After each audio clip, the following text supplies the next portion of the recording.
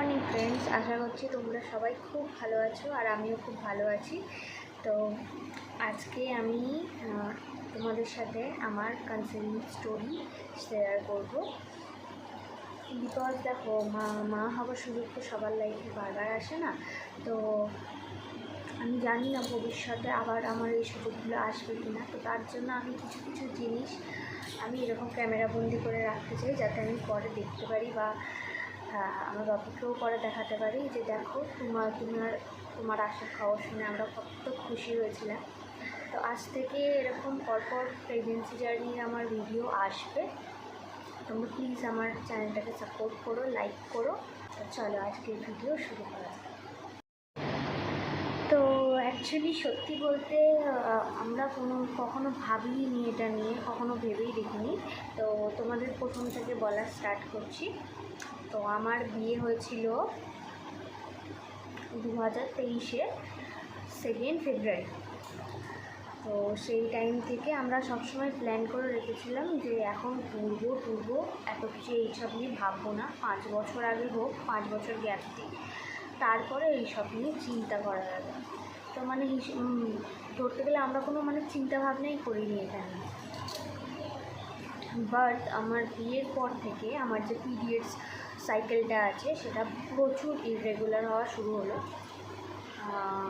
I think বিয়ের 2 মাস 3 মাস পর থেকেই ইররেগুলার হওয়া স্টার্ট হয়ে গেছিলো। কখনো কোনো মাসে হতো, কোনো মাসে হতো না, কোনো মাসে গ্যাপ চলে যেত, 2 মাস গ্যাপ চলে যেত, কোনো হলেও ব্লিডিংটা ক্লিয়ার হতো না। তো এইরকম প্রবলেম চলছিল। এরকম চলতে তো এটা তো হেলদি, একটা ওমেন বডিতে এটা তো একটা হেলদি জিনিস না। এতদিন গ্যাপ হয়ে যাচ্ছে, যার জন্য আমরা কী করলাম, আমরা ডাক্তার দেখাতে গেছিলাম। তো আমার ট্রিটমেন্টই চলছিল। ট্রিটমেন্ট চলতে এরকম একটা ব্যাপার ছিল। তখন আমরা তো সবে বিয়ে করেছিলাম, তখনও যেরকম অবস্থা ছিল, সত্যি কথা বলতে এখনও সেরকম অবস্থা। আমরা সবে বিয়ে করেছিলাম 2023। তো লাইফে অনেক কিছুই ডিফিকাল্টিস এসছে পরপর। তো তখন আর কি হয়েছিল বলো তো, আমার হাজব্যান্ড একটু কাজবাজের প্রবলেম চলছিল। ও ঠিকঠাকভাবে কাজবাজ করতে চাইতো না। সেই নিয়ে অনেক টেনশান, অনেক কিছু। আমার চিন্তা ভাবনা যে ভবিষ্যতে কী হবে, এখন কিছু নেই। এখন এবার যদি আমরা কোনো সময় প্ল্যানিং করি বা আমার এত শরীর খারাপ থাকে, এরকম পিরিয়ডস ইরেগুলার, আমি খালি ভাবতাম যে আমি এত ইরেগুলার আমার পিরিয়ডস, তো আমি খালি ভাবতাম হয়তো আমি কনসিভই করতে পারবো না, আমার জন্য অনেক খরচা করতে হবে। আমার মেন্টালিটি এরকম হয়ে গেছিলো। তো সেই পরে এরকম চিন্তাভাবনা করতে ফিউচার নিয়ে চিন্তাভাবনা করতে লাইফ নিয়ে চিন্তাভাবনা করতে আস্তে আস্তে টেনশন করতে না, আমি ওয়েট গেইন করা শুরু করি। বিশাল ওয়েট গেইন করা শুরু করি। আর আমি ডিপ্রেশন বলবো না, ঠিক দেখো যেই মানুষ ডিপ্রেশনে থাকে সেই মানুষ নিজে তো বুঝতে পারে না ডিপ্রেশনে থাকে কি না। তবে আমার মনে হয় আমার ডিপ্রেশন অ্যাংজাইটি চলে এসেছিলো ওই টাইমে।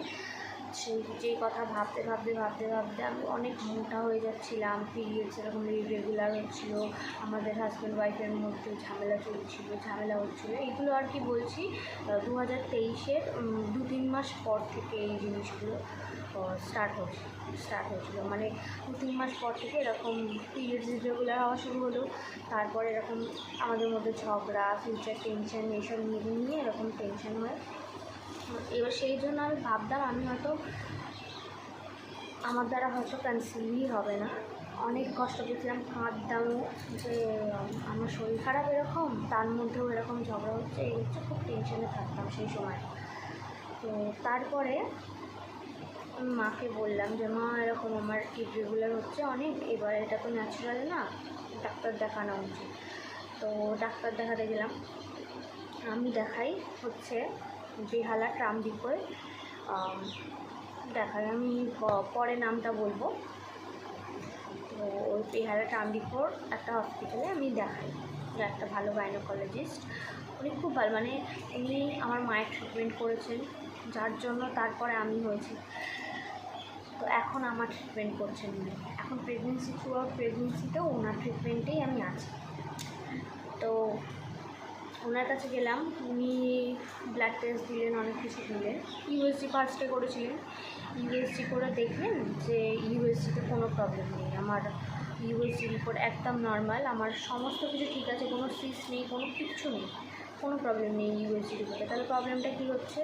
তার কদিন পরে আমাকে ব্লাড টেস্ট দিলে, ব্লাড টেস্টে এলো যে আমার থাইরয়েড লেভেল এসেছিলো তখন 6.3।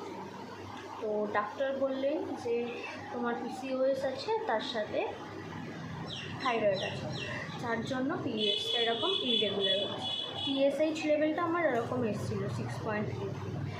তো আমি তো বিশাল ভয় পেয়ে গেছিলাম যে কী হলো, এত থাইরয়েড লেভেল এসছে, আমি তো কী জন্য এসছে। আমাকে ডাক্তার একবার জিজ্ঞাসাও করেছিল তোমার অ্যাংজাইটি আছে, ডিপ্রেশন আছে, তো আমি না নিজে বুঝলাম না, তো আমি তখন বলিনি কিছু। এইগুলো কিন্তু অ্যাকচুয়ালি এইসব হরমোনাল ডিফিকাল্টিস এগুলো অ্যাকচুয়ালি টেনশন থেকেই বাড়ে। তো যতটা পারবে তোমরা টেনশন নেওয়াটা কম নেওয়াটার চেষ্টা করবে, কারণ এরকম হরমোনাল প্রবলেম মেয়েদের মধ্যে হতেই থাকে। আর তাদের হাজব্যান্ডদের বা বয়ফ্রেন্ডদের বা যেই পার্টনার আছে তাদেরকে বলছি, তারা যদি শুনে থাকো, তোমার পার্টনারকে একটু সাপোর্ট করো, কারণ ওরা এটা ইচ্ছা করে না। এরকম হরমোনাল প্রবলেম হলে বা আমার যেরকম থাইরয়েড ডায়াগনোস্টিক হয়েছিল, তো আমার পর না ঠিক বুঝতে পারতাম না যে আমি কী জন্য এরকম ঠিক করছি, রেগে আছি। ও ভাবলেও আমি এমনি সবসময় করতাম, এই ও রেগেছিল। তো এটা একটু বুঝো। থাইরয়েড ধরা পড়লো, থাইরয়েড ধরা পড়ার পরে আবার ওষুধ চললো আমার। ওষুধ চলতে তখনও আমি না টেনশান নেওয়া বন্ধ করি, যে যখন চলছিল লাইফ সেরকমই চলছিল, ঝগড়াঝাটি এই ওই সেই, শরীর খারাপ এই। ডাক্তার পিল দিয়েছিল, যেই ওষুধ দিয়েছিল, ওর থাইরয়েডের ওষুধ দিয়েছিল, প্লাস পিরিয়ডস হওয়ার জন্য ওষুধ দিয়েছিল। এবার পিরিয়ডস হওয়ার জন্য ওষুধ দিয়েছিল একটা, এবার ওষুধটা বলেছিল যে তোমার পিরিয়ডস হওয়ার আগে তুমি ওষুধটা খাবে, পিরিয়ডস যখন হবে তখন ডে 1 থেকে একটা ওষুধ দিয়েছিল যে 30 ডেজে যেই ট্যাবলেটগুলো হয়, উনি একটা রিকমেন্ড করেছিলেন, সেই ট্যাবলেটগুলো খেতে বলেছিলেন। তো আমি পরপর 2-3 মাস খেয়েছি, খেয়েও কমেনি, অনেক করেছে, টেনশন নিচ্ছিলাম, কোনো কাজ আমাকে এক্সারসাইজ করতে বলেছিল, ওয়েট বেড়ে গেছিলো খুব, এক্সারসাইজ করতে বলেছিল, এক্সারসাইজ করতাম না, টেনশানে মানে ঘরের কাজ কমপ্লিট করেই আমার আর মনে হতো যেন এত কাজ তো করছি আর এক্সারসাইজ করতে কী হবে। তো এরকম একদম না, এক্সারসাইজটা আলাদা, তোমার ঘরের কাজ আলাদা, তোমাকে এক্সারসাইজ প্রত্যেকদিন করতেই হবে সুস্থ থাকার জন্য। ডাক্তার যেগুলো করতে বলেছিল কিচ্ছু করতাম না, শুধু জাস্ট ওষুধ খেতাম টাইম মতো, এইটাই আমি করেছি। করতে দেখলাম সেই আমি ওষুধ খেলে দেখলাম আমার পিরিয়ডস হচ্ছে, ওষুধ না খেলে দেখলাম পিরিয়ডস হচ্ছে, আবার সেই প্রবলেম, আবার সেই নিয়ে টেনশান, এইসব হতে কিছু মাস এরকম প্রবলেম চলতে ডাক্তারবাবুর কাছে গেলাম। আর একটা জিনিস নোটিস করেছিলাম, আমি ওষুধ খেলে আমার ভালো করে পিরিয়ডস হচ্ছে, নাহলে পিরিয়ডস হচ্ছে না, নাহলে 2 মাস গ্যাপ চলে যাচ্ছে, গ্যাপ চলে গেলেও সেই যে ব্লাডটা ছিল সে মানে কীরকম বলবো, তোমার শরীরের ভিতরে অনেক দিন ব্লাড থাকে, যেরকম চকলেট টাইপ ব্লিডিং হতো, খুবই বাজে ব্লিডিং হতো, মানে বাজে মানে অল্প, ওটাকে পিরিয়ডস বলে না, মানে যেন মনেই হচ্ছে না আমার পিরিয়ডস চলছে, এরকম একটা ব্যাপার ছিল। তো তারপরে আবার ডাক্তারখানায় গেলাম, ডাক্তারখানায় গিয়ে ডাক্তারবাবুকে আবার দেখালাম, আবার থাইরয়েড টেস্ট দিল, আবার এবারে এলো থাইরয়েড বেড়ে গিয়ে এলো হচ্ছে 8.80। তো এইবারে যখন থাইরয়েডটা বেরিয়ে এলো, মানে বেশি এলো, এটা কিন্তু বিয়ের 1 বছরে, হ্যাঁ 1 বছর হতে যায়, এরকম টাইমের কথা বলছি, যে দেখলাম থাইরয়েডটা বেড়ে এসছে বলে এবারে আমি তখন ভাবলাম যে না, এবারে আমাকে এক্সারসাইজ করতেই হবে, এবারে আর বাড়তে দেওয়া যাবে না, আর বাড়তে দিলে আমি আর নিতে পারবো না। মিডিলে একটা কথা বলিনি, সেই টাইমে আমার বাবার অ্যাক্সিডেন্ট হয়েছিল, আমার বাবার অ্যাক্সিডেন্ট হয়ে পা পুরো মানে অবস্থা খারাপ ছিল আমার বাবার, পায়ে 2বার অপারেশন হয়েছে ওই অ্যাক্সিডেন্টের জন্য, পচে গেছিলো, চামড়াটা কেটে বাদ দিতে হয়েছে, তার উপরে আবার প্লাস্টিক সার্জারি হয়েছে, 2বার মোট অপারেশন হয়েছে। সেই সময় আমি আরও ডিপ্রেশনে ছিলাম, কারণ আমার এই বাড়িতে হচ্ছে, মানে আমার বাপের বাড়িতে হচ্ছে কেউ হ্যান্ডেল করার মতো কিছু ছিল না, আর আমিও অনেক কাজের চেষ্টা করছিলাম, আমিও কাজ পাচ্ছিলাম না, যে এদেরকে কোনোভাবে একটু হেল্প করবো, একটু সাপোর্ট করবো, তার জন্য আরও চিন্তায় ছিলাম। তো এই হতে হতে আমি আর পিরিয়ডসের দিকে খেয়াল দিইনি। তারপর দেখলাম পিরিয়ডসটা এরকম ইরেগুলার আবার হচ্ছে, তো ডাক্তারখানে গিয়ে ডাক্তার টেস্ট দিল, তখন থাইরয়েড এলো এরকম বেড়ে গিয়ে 8.19 এরকম সামথিং এসেছিলো। তো তখন আমি ভাবলাম যে সেই যখন আমি কাজ পাচ্ছি না, সেই যখন কোনো কিছু লাইফে এগোচ্ছে না, মানে এরকম হচ্ছে, চলেই যাচ্ছে, একরকম চলে যাচ্ছে, আমি বেকার এত টেনশন নিয়ে কী করবো। আর আমার চুল পড়া বিশাল শুরু হয়েছিলো, খুব বিশাল চুল পড়া শুরু হয়েছিলো, মানে এরকম টানতাম হাতে গাদা এরকম এত চুল আসতো। এবারে আমি ভাবলাম, শেষমেশ ভাবলাম যে না, এত কিছু করে লাভ নেই, এবারে বেড়ে গেছে যখন এটাকে আর আমি কমানোর, মানে এটাকে এবার আমাকে কমানোর চেষ্টা করতেই হবে, নাহলে আমি আমার শরীর ঠিক রাখতে পারবো না। তো আমি সমস্ত টেনশন সেই টাইমে আমি বন্ধ করা শুরু করলাম, মানে টেনশন নেওয়া বন্ধ করা শুরু করলাম। টোরে এক্সারসাইজ শুরু করে দিয়েছিলাম, এক্সারসাইজ করতাম নিজে সকালবেলা উঠতে না পারলেও আমার একটা খুব বাজে অভ্যাস আছে, আমি সকালবেলা উঠতে পারি না। তো সকালবেলা যেদিন উঠতে পারতাম সেদিন সকালবেলা করে এক্সারসাইজ করতাম, আর যেদিনগুলো উঠতে পারতাম না সকাল সেদিন বিকেলে হাঁটতে বেরোতাম। 8 ঘন্টার জন্য হাঁটাও হলেও তোমার শরীরের জন্য এনাফ, একটা এক্সারসাইজ তোমার শরীরের জন্য এনাফ 8 ঘন্টা হাঁটলে।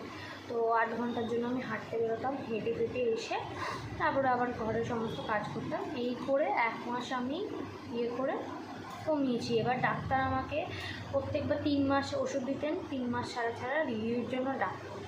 তো 3 মাস পরে আমি যখন রিভিউতে গেলাম, ওখানে যে যাওয়ার কথা ছিল, তো সেই টাইমে আমি লক্ষ্য করলাম আমার পিরিয়ডস টাইমে ডিলে হয়ে গেছে।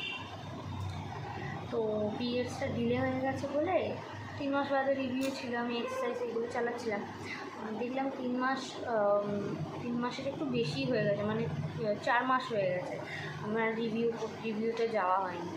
তো পিরিয়ডসটা আবার গ্যাপ হয়ে গেছে।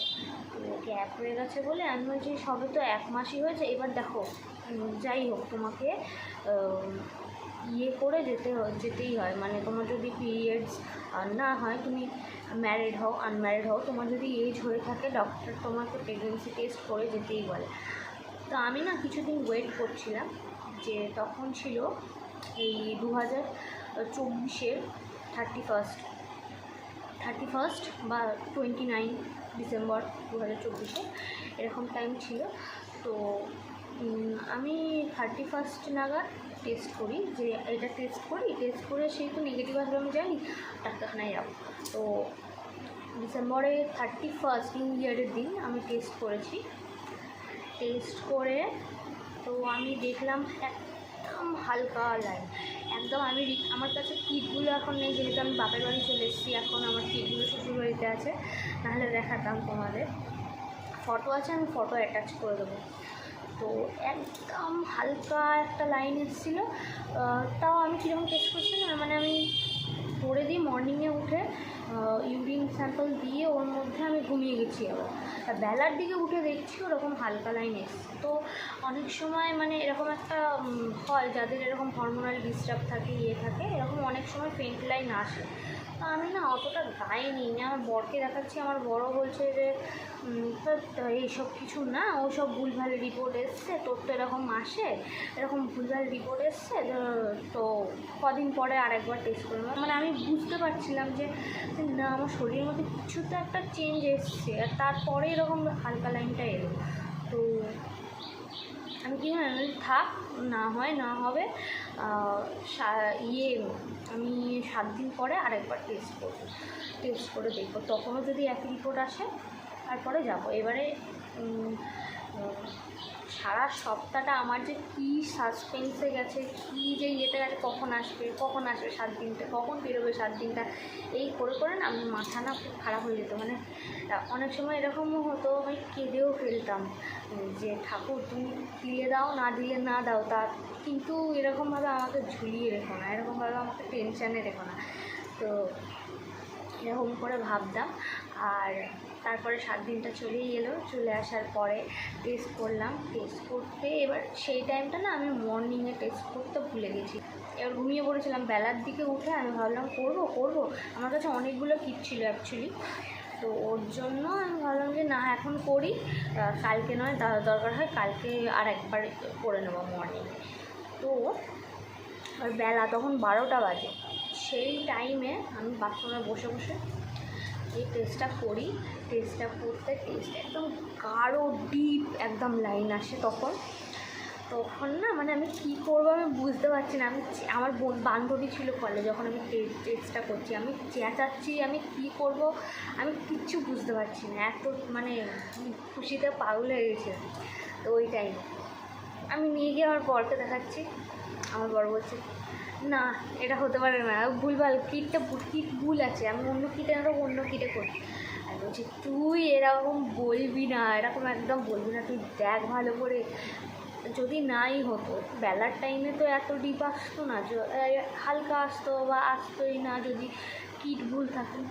আমি বেলার টাইমে করেছি, মানে একটা প্রেগনেন্সি টেস্ট করতে গেলে তোমার ইউরিন তোমার ব্লাডারে 3 ঘন্টা বা 4 ঘন্টা রাখা উচিত, তারপরে টেস্টটা করা উচিত, তবে এই টেস্টটা অ্যাকুরেট আসে। যার জন্য মর্নিংয়ে করতে বলে টেস্টটা, কারণ সারা রাত ইউরিনটা আমাদের বডিতে থাকে। এটা করতে এরকম গাঢ় ডিপ লাইন চলে এসেছিলো। তো ও তো প্রথমে বিশ্বাস করতে চায়নি, তারপরে বিশ্বাস করে ও খুব খুশি হয়েছিল।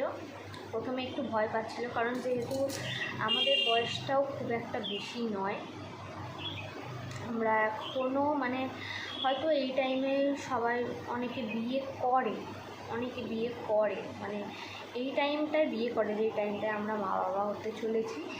তো যার জন্য আমরা একটু টেনশানেও ছিলাম। তারপরে ডাক্তারখানায় গেলাম, ডাক্তারখানায় গিয়ে ডাক্তার দেখালাম।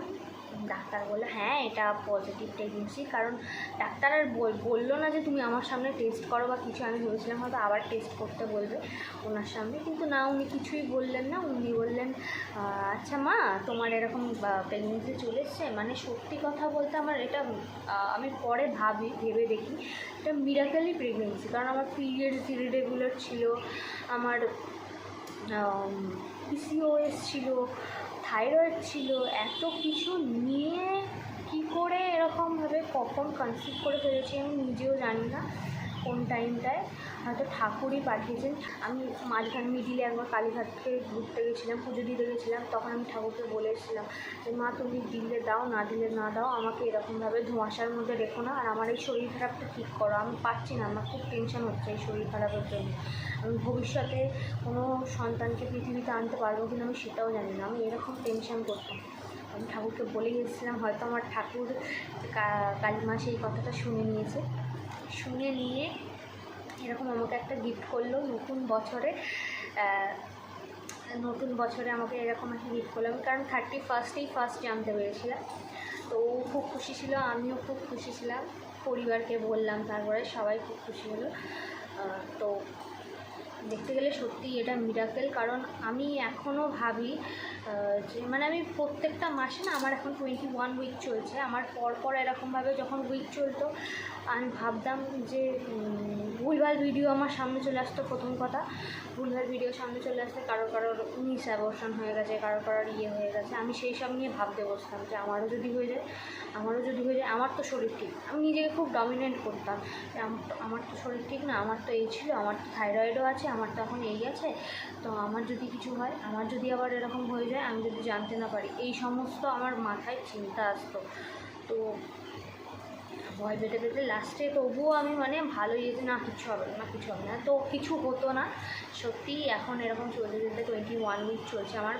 আশা করি আর তোমরা সবাই আমার জন্য প্রে করো, যাতে ভালোভাবে সুস্থভাবে আমি একটা সুস্থ সন্তান পৃথিবীতে আনতে পারি, যাতে ওর কোনো ক্ষতি না হয়। একটু দেখো যেন ঠিকঠাকভাবে পৃথিবীতে আসতে পারে, একটু প্রে করো তোমরা। তো এই ছিল আমার কনসিলিং স্টোরি। আর তোমাদের সবাইকে বলছি ধন্যবাদ। এতক্ষণ যদি তুমি এই ভিডিওটা দেখে থাকো তাহলে ধন্যবাদ, আমি তোমাকে থ্যাংক ইউ, খুব থ্যাংক ইউ। আমি মানে খুব খুশি হয়েছি তোমরা এই ভিডিওতে এই শেষ পর্যন্ত এসছো। ভিডিওটাতে একটা লাইক করে দিও, একটু কমেন্ট করে দিও। আমিও অনেক কিছু জানি না, যেগুলো সাজেশান তোমাদের থেকে চাইতে পারি, হয়তো আমি একটু আমাকে হেল্প করো, একটু আমাকে মানে সাজেস্ট করে দিও, তোমরাও একটুখানি ভালো থেকো। ওকে, টাটা।